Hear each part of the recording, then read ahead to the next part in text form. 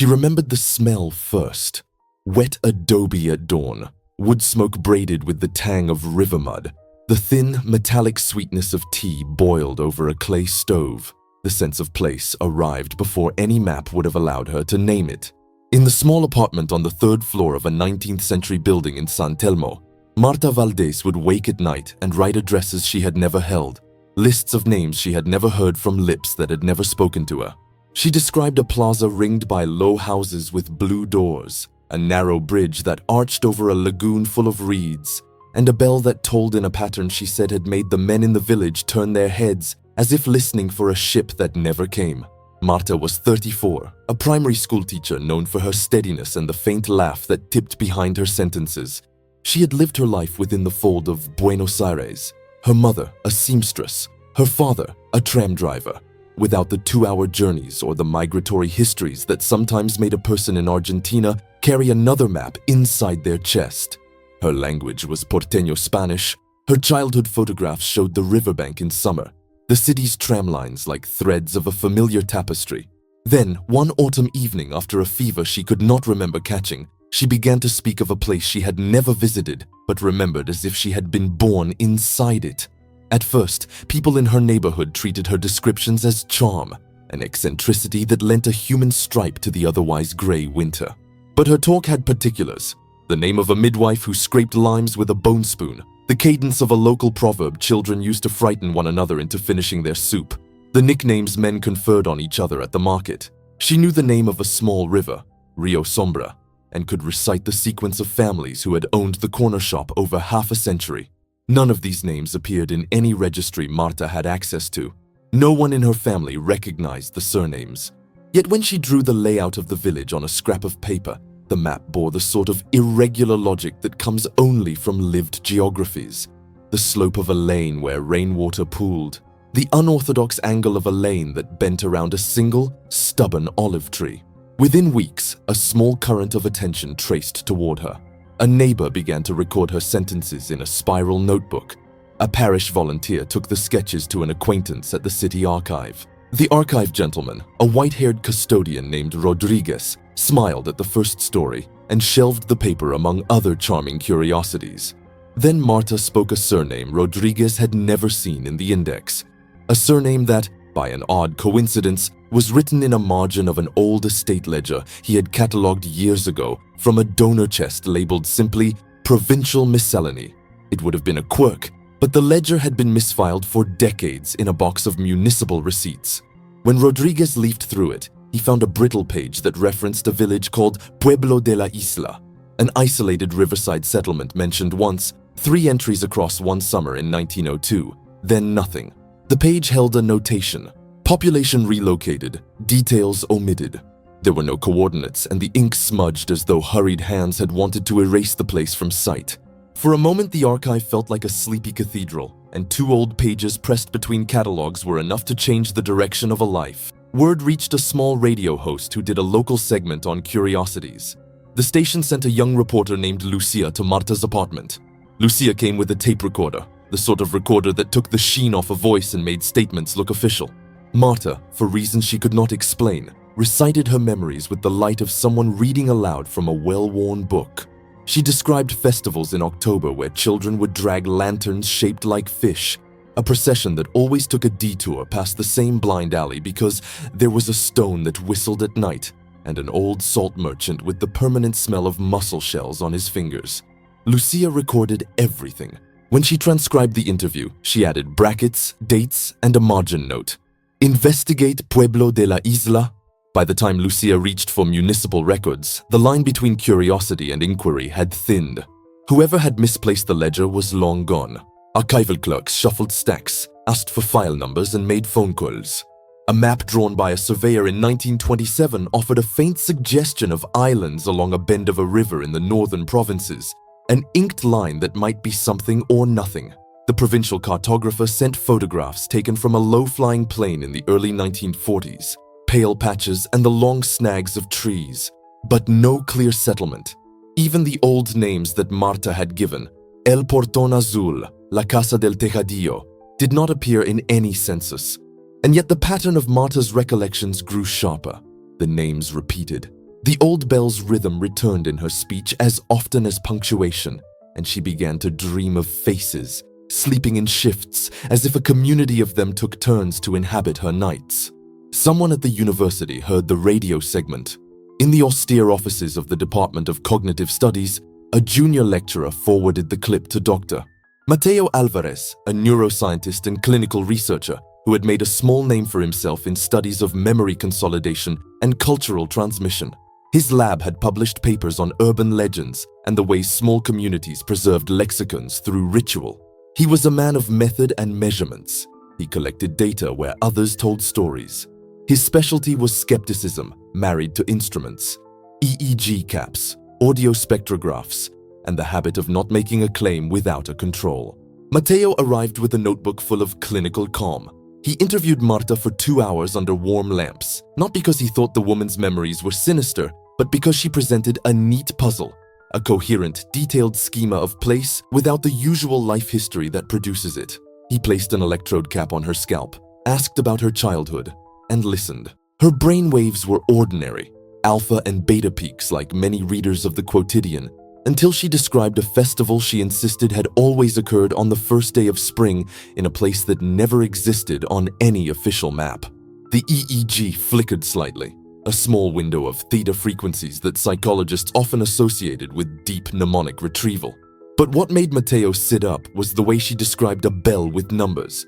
3 quick tolls, a long pause, then 2.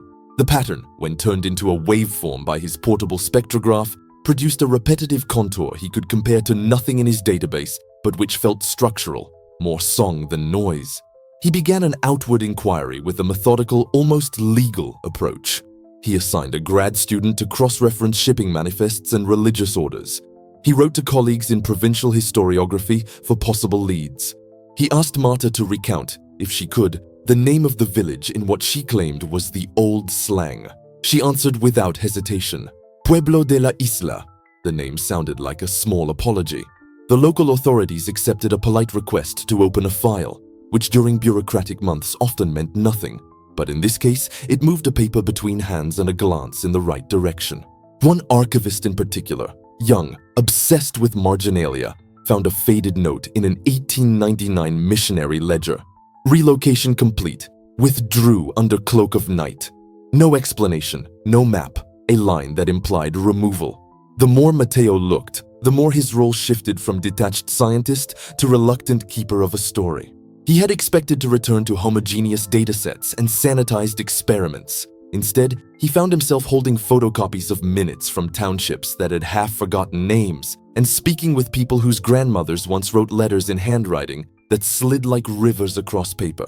He took to driving out with his grad student in a borrowed car, following Marta's map not as a pilgrim, but as an investigator.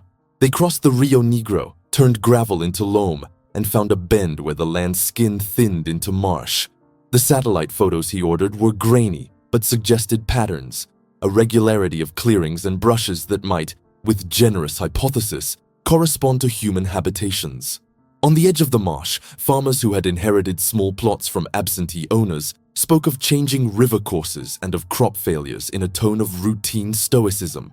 One old man, who had once run a ferry at the river's widest point, remembered an islet that had hosted a makeshift chapel during floods, a place villagers used to leave small casks of oil to preserve them from rising water.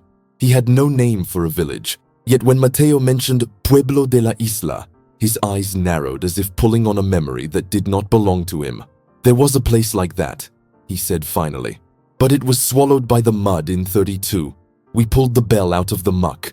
He laughed at the memory like someone offering a story more for color than for admission. Mateo noted the year and wrote it down. Back in Buenos Aires, while Mateo pieced together torn references and oral histories, Marta's account took on a new quality. She began to recall, with eagerness bordering on pain, the names of people whose only trace now lay in the way she recited their occupations. The woman who mended nets, the boy who painted doors blue each winter. She named the bellsmaker, a Gonzalez who had a limp and a pipe. She sketched with an unsteady hand a bell that had 3 dents around its rim. Mateo compared the bell's dent pattern with photographs of bells recovered from river salvage and found a match not for the bell itself, but for a typology. Small village bells tended to be dented in predictable ways by rope strain and the hand that rang them.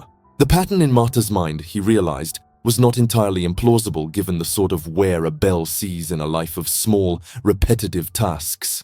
Yet no documentary evidence showed a Pueblo de la Isla in census rolls. The ledger entries seemed both to point and to recede, like a tide shifting. Mateo wrestled with the technical possibility that memory might act like an archive we had yet to understand, a social palimpsest in which traces of lost places continued to imprint themselves on unrelated brains. He ran control interviews and tested for confabulation. People tend to reproduce narrative shape when prompted, but Marta had not sought attention. Her life, by every marker he could find, was stable and intact. A more uncomfortable hypothesis crept in.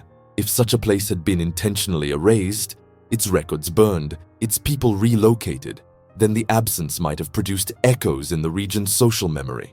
Perhaps the archive's missing documents had not been lost by accident, but had been removed for reasons that no ledger would admit. If people had been moved, where had they gone? Mateo found a thread of passengers lists, small and bureaucratic, transporting families upriver and across provincial lines in 1903 and 1905. The names on those lists tangled like hair. A Gonzalez appeared once. A midwife named Rosales appeared. The lists were imperfect and heavy with the handwriting of clerks who favored brevity. They offered plausible routes rather than explanation, and the distances suggested displacement rather than disappearance. Mateo scheduled a functional MRI to see whether Marta's narrative engaged parts of the brain associated with episodic memory, the hippocampus, in the way personal autobiographical recall typically did. He waited because these procedures were bureaucratic and costly, but also because he wanted to be sure he had lab controls. He brought in volunteers who had been instructed to invent childhoods and tested their neural patterns compared to Marta's. The volunteers produced a predictable stew of activity. Marta produced something different. Not the signature diffuse engagement of imagined memory, but a concentrated spike in regions associated with sensory recall. Olfactory processing areas in the temporal lobe lit up when she described the smell of river mud. Motor areas triggered with the description of the bell rope's weight.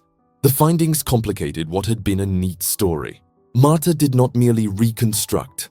The way she spoke carried the bodily detail of someone who had tied knots, who had walked the length of a swollen wooden bridge, who had known how a bell's rope pulsed in the wet season.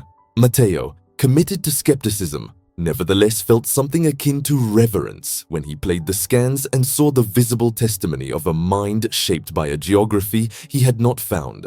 The results did not prove the village's existence, but they proved that Marta's memory resembled embodied experience more closely than invention. A small circle formed around the cluster of facts and uncertainties. Marta and her notebooks, Mateo and his scans, the old ledger pages, the farmer's half-remembered islet. The public, hungry for a mosaic of mystery, watched the arc as radio segments, and a short piece in a city paper gave the story a fragile frame. People messaged daily, some with letters containing names, others with nothing more than prayers. An NGO that specialized in cultural heritage offered to fund a field survey. The provincial government, which had thus far moved slowly but with sufficient interest to authorize a small team, dispatched a crew to a marsh site Mateo had pinpointed as most likely to hold material traces. When the team arrived at the marsh with buckets, trowels, and an archaeologist who liked the stubborn smell of peat, they found, after nights of watching the ground under a moon that made the mud look like polished leather, a scatter of roofing tiles, a charred beam, and, most striking, a small metal object shaped like the rim of a bell. It lay half-buried, mottled with river silt. There were scratches across it that suggested ropes had once bitten into its surface. For the press, this would have been a tidy symbol of verification. For those who had followed Marta's voice from a radio microphone to a laboratory, it raised the stakes. Mateo handled the fragment with gloves and a careful calm that belied the tremor in his hands. He recorded its dimensions and called a conservator on the phone. Under a lamp, the metal's patina suggested long freshwater immersion and oxidation consistent with an object submerged for decades. The conservator, when she arrived, smiled a small smile that was half professional triumph and half suppression of wonder. "It could be from a village bell," she said. which was not the same thing as confirming an entire community. But word, once freed, travels faster than reticence. The river had given up a small piece of its past, and the piece matched Marta's recall in a detail small enough to be believable and large enough to be portentous. The dents around the rim lined up in a way she had sketched in her notebook. With the fragment came new questions. Who had moved the people, and why? If the river took a village in a flood, why had officials noted relocation under a phrase that implied intention?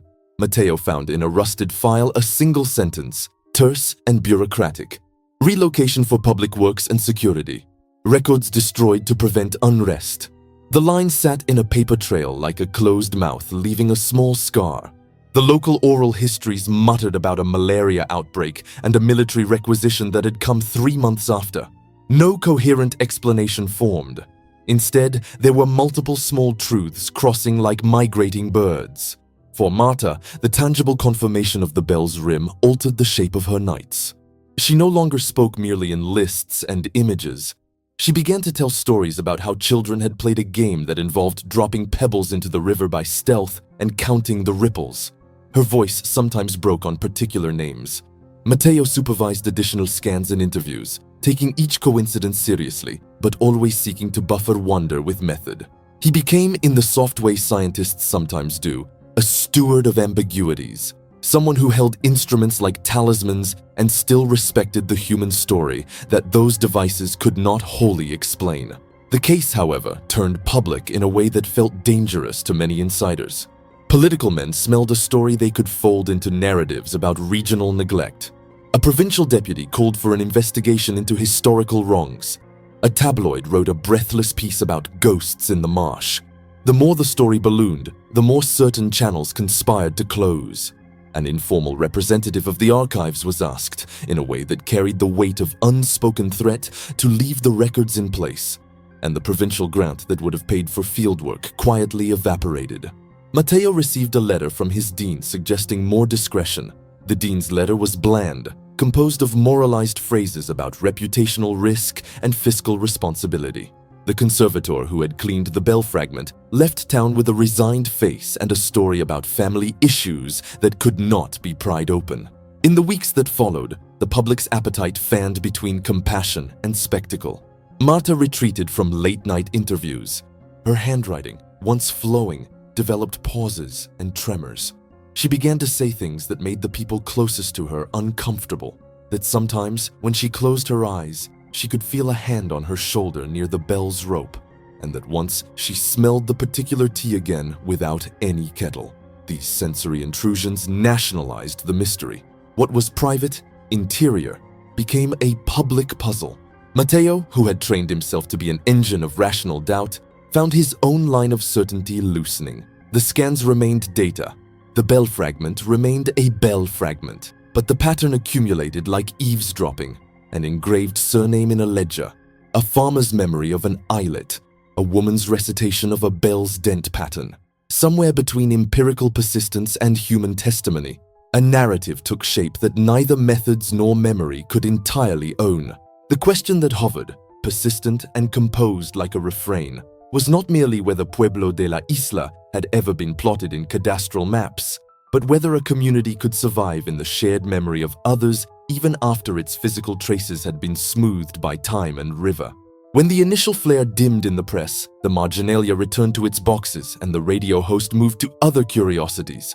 But the small constellation of people around the case, Marta, Matteo, the archivist Rodriguez, the conservator, kept the lamp lit.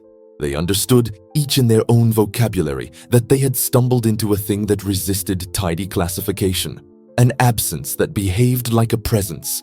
For Marta, the village's persistence in her mind had become a place of solace and grief. For Matteo, it became an excavation not only of soil but of the categories he used to make the world legible. He began, slowly, to write a paper that would not be solely a clinical report. It was to be a stitched document, part neurological finding, part ethnographic footnote, part archival inventory.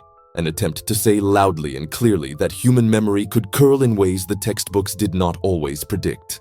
He wrote drafts and then burned them, wary of language that might translate wonder into sensationalism. The lab's budget remained conservative, But small grants appeared from private collectors with tastes for peculiar archives, and one elderly philanthropist offered to fund a modest foundation to preserve oral histories in the region. It was in that uneven space, the public notebooks and private letters, the bell fragment kept in a climate-controlled box, and Marta's quiet afternoons of drawing blue doors, that the village waited, neither fully reclaimed nor entirely lost. The river, indifferent to human argument, continued to shape landscapes by policies of water and weather. But the human story would persist. A woman who could recall streets she had never crossed. An object that matched a sketch. An investigator who had to reconcile scans with a voice that knew the smell of river mud. When Mateo played the EEG recording to his colleagues in the department, he did not offer conclusions. He played the waveform and then the audio of Marta describing the bell. He let the room lean into the static between sound and pattern, into the hum of uncertainty. The scientists in the room debated hypotheses in ways they always did. The archivist, who came at the invitation more out of a sense of civic duty than scientific curiosity, said quietly, "We erased things before, for reasons that seemed sensible at the time." He tapped a finger against his notebook and looked at nothing in particular. Sometimes an absence is more than neglect. It's a decision. If the village had been removed, or if it had simply dissolved in the slow politics of river and reclamation, the results were now in the public ledger of human experience. Pueblo de la Isla, whether it had been a place of permanent houses or a seasonal refuge, had lodged itself in a woman's hippocampus and, through her, in the ears of a city.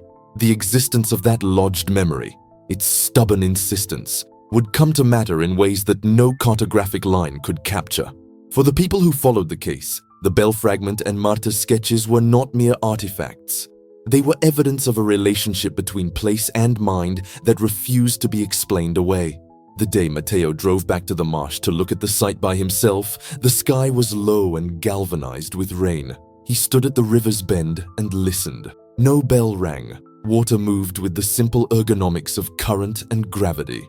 Yet for a moment, as the wind unspooled through the reeds, he imagined, briefly and without indulgence, that someone, somewhere, had tied a rope and set a bell, swinging on a morning that existed only in memory.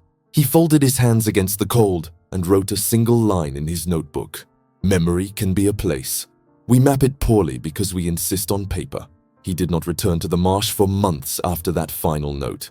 The Institute wanted him for conferences, the kind that required slides and neutral phrasing. He accepted 2, but cancelled a 3rd when he realized every word would need to be bent towards skepticism to fit the room. In the halls of the university, people still asked him politely about the case of the woman and the village, as if it had become a curiosity to set beside other curiosities. He smiled and said it had been a useful study in the mechanics of recall.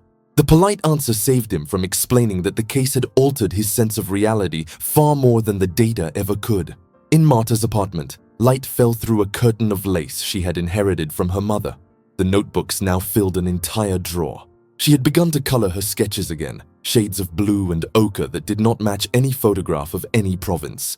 Sometimes, when she spoke to visitors, she would forget that no one else had stood in those streets and say, "Do you remember the smell after the rain?" Before stopping herself with an embarrassed smile. She still taught part-time, still marked spelling tests with the same neat red ink. But her eyes, once fixed on the immediate world, had taken on the distant focus of someone half-anchored elsewhere. Rodriguez retired that winter and sent Mateo a package through the university's internal mail. Copies of the ledger pages, wrapped in wax paper and accompanied by a short note. "You may take better care of them than the archive has." Mateo kept them in his office drawer and read them more than he would admit. The bureaucratic handwriting had begun to look like veins in the skin of an old hand, lines that once carried something living. In July, a graduate student brought him an article from a provincial newspaper. It described how a dredging company, working upriver, had unearthed foundation stones that seemed too regular to be natural. The article was brief, tucked between reports of grain prices and a strike in a textile factory. It mentioned a shape in the mud, circular, perhaps a plaza. Mateo stared at the grainy photograph. Nothing definite, yet something in the curvature of shadow matched the map Marta had drawn in pencil 2 years before. He folded the clipping into his wallet and did not tell anyone. Weeks later, the marsh flooded again. The radio reported minor evacuations, no casualties. For a moment, the idea that the river itself guarded its secrets seemed more plausible than any scientific caution. He caught himself wondering if water had a memory greater than the sum of human archives, an impulse he immediately corrected with the mental reflex of a man trained in reason. When Marta fell ill that autumn, it was a slow, unremarkable sickness, a sort of fatigue that deepened into silence. Matteo visited her once more. The apartment smelled of old books and river clay from the small pots she still kept near the window. She seemed less burdened by her recollections, as if the line between her present and the village she carried had finally softened into something peaceful. "Do you still dream of them?" he asked. She nodded. "They're quieter now," she said. "Sometimes they just listen." Her last notebook ended with a sketch unlike the others. No houses, no blue doors, only water flowing through what could have been streets. Below it she had written in her neat schoolteacher script, "They are still waiting for the bell." Matteo placed the notebook back where he had found it and sat with her until she slept. After her death, her family allowed him to collect the notebooks for study. He catalogued them, numbering each, though he knew the numbering meant little. The foundation that the philanthropist had financed accepted them into a small exhibit called Echoes of the River. Visitors came, looked at the drawings, read the captions, and left with a sense of a mystery explained enough to be comfortable, but not so explained that it ceased to be a mystery. Years later, when new digital mapping tools became available, a researcher in hydrology re-examined old aerial surveys. He found, under layers of sediment and vegetation, geometric depressions consistent with human construction. The coordinates lay close to where the ferry operator had once pointed and where Matteo had stood. The hydrologist wrote a report, cautious and precise, noting that the pattern could be natural but was consistent with the settlement footprint. The report circulated quietly in academic circles and then faded from notice, another document among many that suggested and denied in equal measure. By then, Matteo had moved on to other studies, urban memory, the neural patterns of nostalgia. He spoke at conferences again, more at ease now, and his papers were cited widely. Yet when he looked at the framed photograph on his office wall, an image of the bell fragment under museum light, he felt an unease that he could neither dismiss nor name. It was not belief. It was something smaller and more stubborn, like the pressure behind a closed door. In a late lecture, he told his students that sometimes a scientist's duty was not to find conclusions, but to preserve questions. He mentioned the case only obliquely, as an example of how memory might outlive matter. The students listened, took notes, and would later write essays about synaptic plasticity and collective recall. None of them would know that the man speaking had once stood in a marsh at dawn, listening for a sound that belonged to no instrument on earth. In the final years of his life, he made one more trip north. The road had changed. The river had altered its path. He found the area fenced off for an ecological project, the air thick with the smell of reeds. Standing by the water, he heard nothing but the rush of current and the distant call of birds. Still, he took a small brass key from his pocket, the key to the drawer where he had kept the ledger pages, and threw it into the river. It vanished with a single ripple. That night, in a hotel room that smelled faintly of mold and salt, he dreamt of a village half underwater, doors swaying in slow motion, and a bell that tolled not from a tower, but from beneath the surface, as if the river itself were remembering. When he woke, the echo of it remained in his ears, a pattern of 3 quick tolls, a pause, and 2, and he smiled, uncertain whether he had heard it or simply carried it with him all along. The next morning, he wrote the dream down in his travel notebook, between lists of expenses and observations about light and weather. His handwriting was still steady, but there was a looseness to it now, as though the lines themselves had begun to drift. He lingered in the small town nearby, eating in a cafe where the owner played an old radio that crackled with static. Between news segments, the radio's hiss rose into an accidental rhythm, a pattern that seemed to his exhausted mind to echo the bell once more. He laughed quietly, finished his meal, and paid with the exact change, leaving the cafe owner wondering at the stranger who seemed both restless and serene. Matteo returned to Buenos Aires to find the world unchanged. The university building still smelled faintly of polish and paper. The same colleagues nodded in hallways, absorbed in their own research. The bell fragment remained in its glass case, labeled and documented, a relic made harmless by context. He walked past it often, never pausing long enough to draw attention, but each time his eyes flicked toward the small dents along its rim. He could almost see water still clinging to its surface. He began to organize Marta's notebooks for publication under the Foundation's name. The editors wanted a coherent narrative. He resisted, insisting that the notebooks remain as they were, unordered, repetitive, full of digressions and half-finished sentences. "If we fix them," he told the board, "we erase what they are, the pattern of a mind tracing something larger than itself." They relented, and when Echoes of a Forgotten Village finally appeared in print, it carried no preface, no conclusion, just her words and sketches, printed in their fragile, looping script. The book sold modestly, but found a quiet audience among readers drawn to the uncanny. Letters arrived addressed to the Foundation, people writing of dreams about rivers and villages, of memories that felt borrowed. Among those letters was one from a retired hydrologist in Santa Fe, who claimed his grandmother had once spoken of a flood that took the island people. He included a photograph of a bell, smaller but similar to the fragment, kept as a family heirloom. Its inscription was eroded, but faint traces of letters remained. Pui, then an illegible smudge. Mateo replied with cautious gratitude, asking for permission to examine the object. No answer ever came. The letter was returned marked undeliverable. As the years continued, the story of Pueblo de la Isla became something between folklore and footnote. Local guides told tourists about the teacher who dreamed of a drowned village. Radio hosts re-aired Lucia's original interview each anniversary of the broadcast, her young voice now an artifact in itself. The city, always hungry for myth, absorbed the tale the way a body absorbs light. Partially, selectively. In time, even the skeptics began to treat the story as an elegant metaphor for the way history forgets. In his last published paper, Mateo avoided naming the case, but wrote a sentence that scholars later quoted out of context.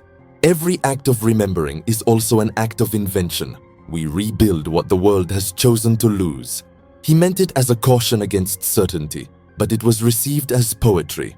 The paper circulated online, cited in conferences on cognitive archaeology and cultural trauma, detached from the marsh and the bell that had inspired it. When he finally retired, the university offered him a small office to use as he pleased. He filled it with maps, field notes, and framed sketches of waterways. On the desk sat a single object, a lump of river stone polished by time, which he had picked up on his last visit north. He liked to run his fingers over its surface when he thought. Sometimes students came to interview him for their theses. He spoke kindly, avoiding the past unless they pressed. Once, when a young researcher asked whether he believed in recovered memory, he smiled and said, "I believe the mind is a country we have yet to chart." The day he died, the janitor found the window open and a faint smell of river air in the room. Papers lay scattered across the desk, one sheet at the center bearing the fragment of a sentence. "There are places that survive because someone remembers them." The janitor, thinking it a piece of research, placed it neatly atop the rest and closed the window. In the years that followed, small things began to happen that no one recorded formally. A bell fragment went missing from the museum inventory and was never recovered. A new map of the river showed, beneath satellite layers, a curious geometric discoloration labeled Unverified Ruins. And a local fisherman told his grandson that, on some nights when the tide fell, he could hear a sound from under the water, not quite mechanical, not quite natural. The grandson laughed and called it a ghost story. The old man just shrugged. "If it is," he said, "then even ghosts must have homes." Somewhere in the capital, a second edition of Marta's notebooks was printed. On its cover was one of her final sketches, a faint outline of a bell half submerged in water, the ripples spreading outward until they vanished into white space.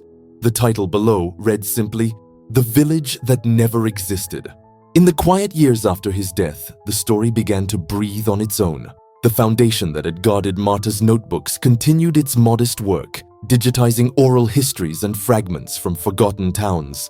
A graduate intern found herself tasked with cataloging related anomalies, cases where individuals, separated by geography and time, claimed to remember unrecorded places. One file caught her attention. A child in northern Chile, who spoke of a festival by a river where no settlement existed, describing bells and blue doors. The similarity was noted in pencil, circled once, and left without conclusion. In academic circles, the name Pueblo de la Isla became shorthand for a category of event, an intrusion of unverified geography into collective consciousness. Papers referenced it cautiously, the way scientists name storms they cannot predict. For the general public, the myth merged into the landscape of Latin America's stranger folklore. Ghost trains in the Andes, lost missions swallowed by vines, entire towns that appear on maps for a single printing and then vanish. A television producer even proposed a dramatized series. It never materialized. No one could agree on where to film a place that might not have existed. Decades later, a flood season higher than any on record exposed part of the marsh again. Satellite images showed rectangular shadows beneath the water, symmetrical enough to draw interest. A provincial newspaper printed the photo beside a brief note about renewed archaeological permits. The article ended with a line that echoed an older rhythm. Local legends speak of a bell that rings under the river. Few read it. Fewer believed it. But among those who did was Lucia, the journalist who had once sat in Marta's apartment with a tape recorder humming between them. She was gray-haired now, semi-retired, writing essays about memory and loss. When she saw the photograph, something stirred. A professional reflex, or perhaps guilt, that she had turned the story into entertainment. She contacted the provincial office, obtained a temporary pass, and traveled to the site. The marsh smelled the same. Silt and iron, sweet rot. The archaeologists were gone for the day, their tents dark. She stood by the bank until the air cooled and her breath fogged.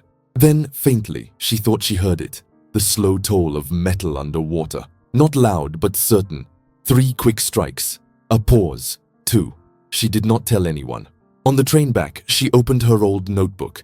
The page from that first interview still smelled faintly of ink. Marta's voice lived in her memory.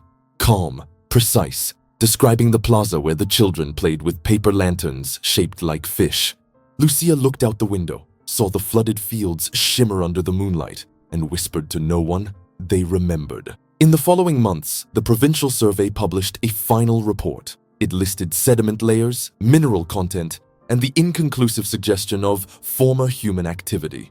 It was printed in small type and filed under environmental assessment, accessible only to specialists. No one outside the field paid attention, but the story would not settle. Travelers passing through the northern provinces began to mention lights over the river at night, pale glows that moved in arcs as if following a forgotten procession. A teacher in Buenos Aires used the village that never existed as a reading assignment for her students, asking them to draw what they imagined the place looked like. The drawings were eerily similar. Narrow bridges, blue doors, a bell tower. She sent copies to the foundation with a letter that ended, "Perhaps memory is contagious." The archivists, younger now, less burdened by the skepticism of the previous generation, quietly opened a new collection, Recovered Geographies. They included not only Marta's notebooks, but the hydrologist's report, Lucia's article, the dredging company photograph, and without explanation, a scan of a handwritten sentence found among Mateo's papers. Memory can be a place. We map it poorly because we insist on paper. When the foundation moved its archive to a new building years later, a worker carrying boxes of old materials swore he heard a faint ringing as he crossed the threshold. He laughed, thinking it was the wind stirring a loose hinge, and kept walking. The sound followed him down the corridor, fading only when he set the boxes on a metal shelf. He told no one. Some stories were best left half-remembered. And so, the memory of Pueblo de la Isla, whether born from truth or from the architecture of longing, continued to live at the margins of maps and minds. Sometimes a scholar, late at night, would find themselves tracing coordinates along the river, half expecting the outlines of streets to emerge from the silt. Sometimes a reader would pause over Marta's sketch of the bell and think they could hear it ring. And sometimes, when the wind moved just right through the reeds, the sound would travel far enough to make even the most rational listener glance toward the water and wonder what exactly had been lost, and what, against all logic, had found a way to remain. Time softened everything except the edges of that sound. The marsh matured into a protected wetland. Signs warned tourists to stay on the footpath. Yet each spring, after the rain, someone would find a small shard of pottery or a warped nail, proof that human hands had once worked there. These findings never made the news. They were whispered through local cafes, traded like small coins between fishermen and schoolteachers who knew the land carried more than reeds and water. In Buenos Aires, the Foundation's archive went digital. A young curator named Inés uploaded Marta's drawings one by one, her eyes straining against the flicker of the scanner's light. She had never read the story in full. She thought of it as myth dressed as research. But when she reached the last notebook, she paused. There, in a margin Marta had filled with small handwriting, was a word that did not match her usual script. It was older, the ink lighter, the letters careful and foreign. Regresarán. They will return. Inés printed the page and kept it under glass, without comment. That same year, a mild earthquake shifted the course of a tributary feeding into the Rio Negro. The tremor was minor, but it rearranged the current just enough to expose a dry bank along a bend long considered inaccessible. Satellite photographs showed a narrow rise of land, the color of rust, and something circular upon it. The images reached the Foundation's mailbox among hundreds of other data submissions. Inés opened them late at night, out of habit, and stopped breathing for a moment. The shape was too perfect to be random, an oval rim of stone half consumed by vegetation. She stared at it until the screen dimmed, then wrote a single email to the Department of Cultural Heritage. "There is something here you should see." The officials arrived a week later, their tone efficient, their paperwork precise. They logged coordinates, set up temporary fences, and instructed reporters to wait. Excavations in the first days yielded nothing but soil and roots. On the fourth day, a spade struck metal. When they lifted it, a bell appeared, smaller than a church bell, larger than a handbell, crusted with river silt. Along its rim, 5 dents marked the surface in a pattern familiar to anyone who had ever read Marta's notes. The officials photographed it, tagged it, and sent it to the provincial museum. The press release described it as of probable colonial manufacture. Inés stood beside the pit after the team departed. The ground smelled like rain and iron. She listened, not for sound but for the absence of it, and thought about the word Marta had written, regresarán. She didn't believe in ghosts, but she believed in persistence, in how stories refused to stay buried. When she left, she pocketed a fragment of tile from the edge of the excavation, pale blue beneath the dirt. The bell went on display in the capital within months. Visitors passed it without much notice. But the docents, in the quiet hours before closing, sometimes reported a faint vibration through the glass case, as if the air nearby trembled with an inaudible frequency. Instruments tested for humidity, temperature, seismic activity. Nothing abnormal registered. The museum director ordered the reports discontinued, and the staff learned not to mention them again. In her apartment that night, Inés set the tile fragment on her desk. She opened her laptop and began to write a catalog note for the archive. It started as data, dimensions, weight, coordinates, but then she hesitated and added a line at the end. "The memory of a place is as real as its ruin." She saved the document and sat back. Outside, a storm gathered. The wind pushed through the window crack, and in the rhythm of its whistle she thought she heard 5 beats. 3 short, a pause, 2 long. The power flickered. For a heartbeat, the room dimmed to the color of water.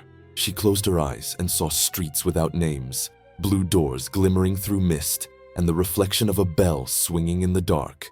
When the light returned, the air smelled faintly of river clay. She smiled, half afraid and half grateful, and whispered into the empty room. They returned. By dawn, the storm had passed. The city woke, unaware. The bell remained in its case, silent but for those who listened differently. And somewhere north, the river's bend caught the first light of morning, a ripple moving across its surface like breath drawn in after a long sleep, an echo finding its way home. Years later, the story of that river bend would settle into something close to legend. Children learned it in school as part of a local folklore unit, reciting how a teacher in Buenos Aires once dreamed of a village, and how, a century later, the earth itself answered her. Scholars debated its meaning with the precision of surgeons, slicing the tale into layers of psychology, geology, faith.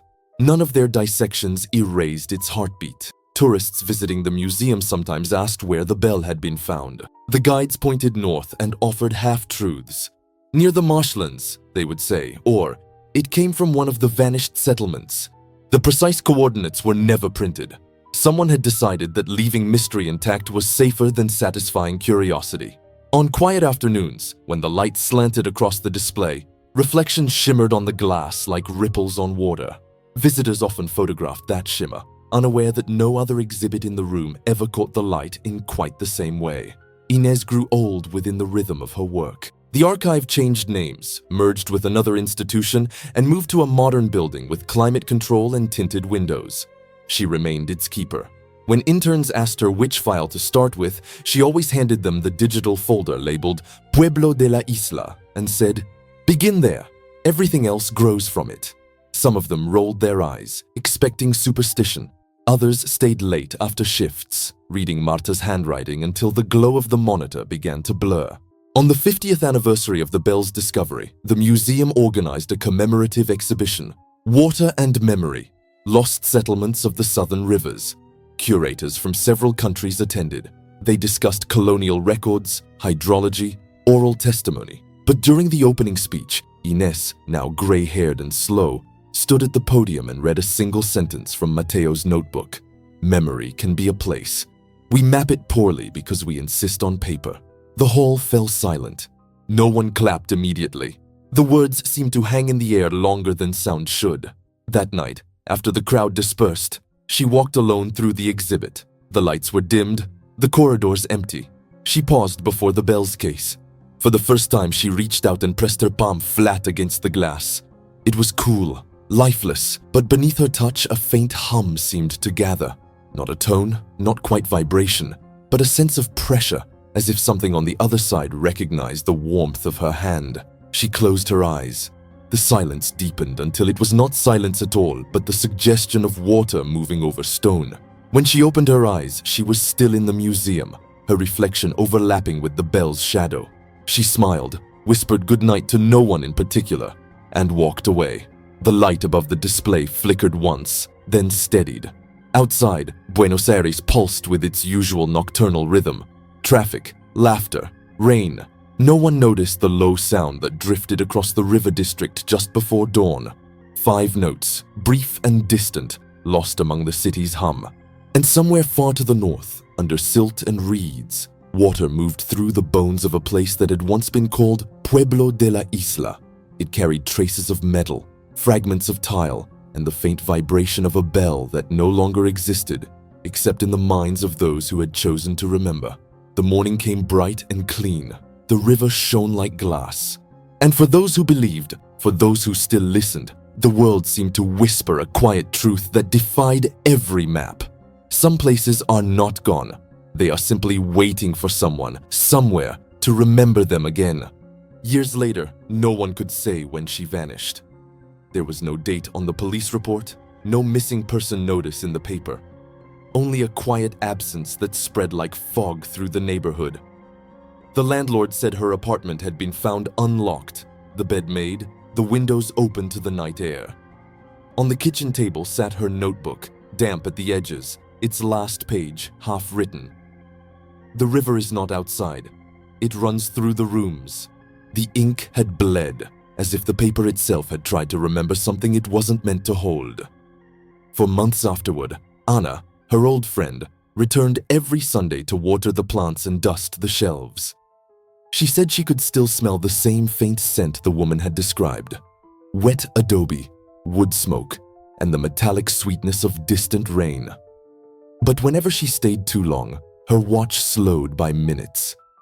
In the years that followed, San Lázaro del Rio began appearing in strange places. A single line in a Jesuit travelogue from 1792. A weather record from the colonial archives that listed irregular temperatures near San Lázaro.